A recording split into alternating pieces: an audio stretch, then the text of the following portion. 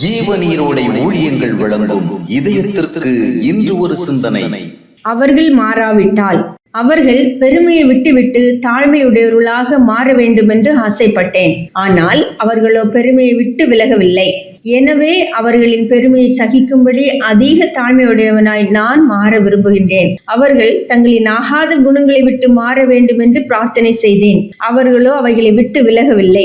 எனவே அவர்களை பொறுமையுடன் ஏற்றுக்கொள்ளும் மனநிலை உடையவனாய் என்னை மாற்றும்படி தேவனிடம் பிரார்த்திக்கின்றேன். அவர்கள் எனக்கு செய்த அநியாயங்களை உணர்ந்து மாற வேண்டும் என்று எதிர்பார்த்தேன். அவர்களோ தங்களை மாற்றிக்கொள்ளவே இல்லை. எனவே அவர்கள் செய்த அநியாயங்களை சற்றும் இனி நான் நினையாதவனாக மாறும்படி விரும்புகின்றேன். அவர்களுக்கு நான் செய்த நன்மைகளை அவர்கள் நினைத்து நன்றியுணர்வுடையவர்களாக மாறிட நான் விரும்பினேன். அவர்களோ மாறாமல் மேலும் மேலும் நன்றி கெட்டவர்களாக மாறினார்கள்.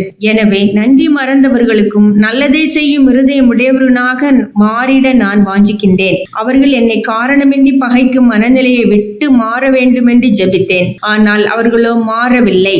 எனவே என்னை பகைக்கின்றவர்களையும் நேசிக்கும் பண்பட்ட இருதயமுள்ளவனாக என்னை மாற்றும்படி ஜெபிக்கின்றேன்.